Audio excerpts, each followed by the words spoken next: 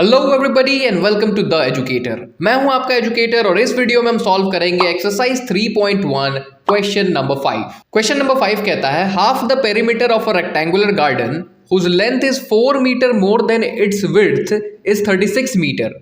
Find the dimensions of the garden. तो अगर ऐसे क्वेश्चंस आपके सामने आते हैं तो आप दो चीजों का बहुत अच्छे से ध्यान रखना।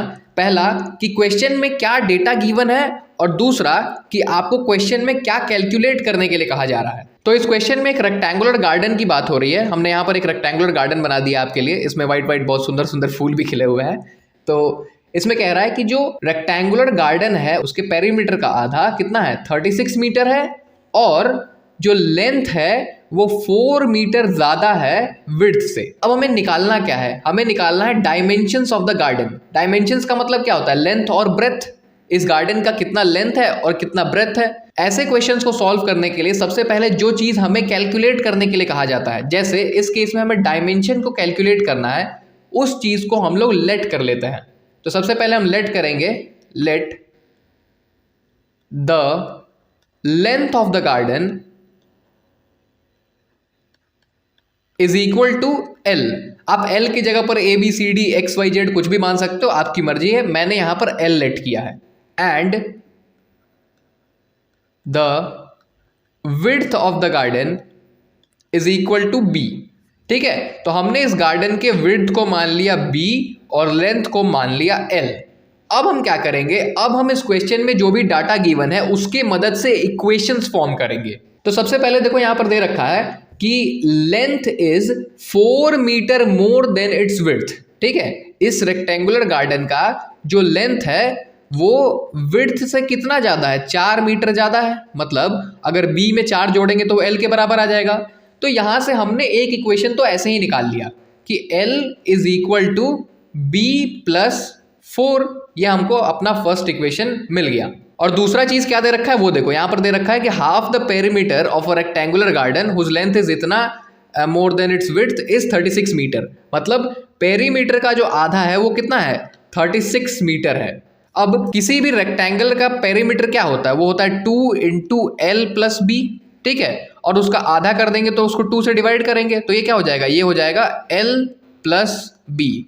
रेक्टेंगल के पेरीमीटर का आधा हो जाएगा एल प्लस बी और हमें गिवन है कि एल प्लस बी जो है वो कितना है, वो है 36 मीटर।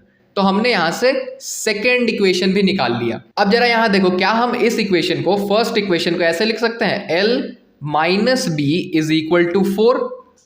बिल्कुल लिख सकते हैं। यहाँ बी आरएचएस में प्लस में था, एलएचएस में भेज दिया तो माइनस हो गया, तो ये बन गया L minus B is equal to 4। अब हमारे पास देखो दो इक्वेशंस आ गए, एक ये वाला इक्वेशन और एक ये वाला इक्वेशन। हम इन दोनों इक्वेशंस को ऐड कर देंगे। अब ऐड किस तरीके से करते हैं आओ जरा वो सीख लेते हैं। तो यहां पर है L minus B is equal to 4 और यहां पर है L plus B is equal to 36। Basic algebraic addition है जो हम लोग 8th 9th क्लास में सीखते हुए आए हैं। तो यहाँ पर देखो प्लस बी है, यहाँ माइनस बी है, तो सबसे पहले इसको तो काट देंगे और यहाँ प्लस एल है और यहाँ पर भी प्लस एल है, तो ये हो जाएगा 2l is equal to 36 plus 4 is 40। तो आपको मिल गया कि 2l इज इक्वल टू 40। तो l क्या हो जाएगा, l इज इक्वल टू 40/2। जब इसको कट करेंगे तो ये हो जाएगा 20। मतलब हमें यहाँ पर l की वैल्यू मिल गई। l की वैल्यू कितनी होगी, 20 मीटर्स। ठीक है, यूनिट लगाना कंपलसरी है वरना आपका नंबर कट जाएगा। अब हम क्या करेंगे, इस l की वैल्यू को, जो हमें 20 मीटर मिली है l की वैल्यू, उसको इन दोनों में से किसी इक्वेशन में पुट करके b की वैल्यू निकाल लेंगे। आप इक्वेशन 1 में भी पुट कर सकते हो और इक्वेशन 2 में भी पुट कर सकते हो। तो अभी हम l की वैल्यू को इक्वेशन 2 में पुट करके देखते हैं। तो हम यहाँ लिखेंगे putting l is equal to 20 in equation 2। ठीक है, तो L की वैल्यू क्या है, यहाँ पर L की वैल्यू है 20, तो यहाँ रख देंगे 20 plus B is equal to 36। तो B क्या हो जाएगा, B is equal to 36 minus 20 और सब्सट्रैक्शन करेंगे तो ये हो जाएगा 16।